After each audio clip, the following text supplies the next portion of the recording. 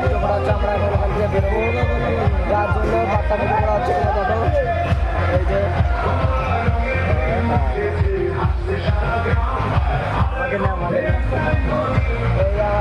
বন্ধু যাচ্ছে বাড়ির সাথে,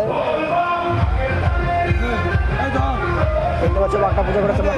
আমরা এখন বাঘটা পুজো করছি, তোমরা দেখতে পাচ্ছ এই যে বাঘটা পুজো করা হচ্ছে। তোমরা দেখো আমরা এখন এখান থেকে বেরোবো তারকেশ্বরে যাওয়ার জন্য, যাবো আমরা এখন সবাই।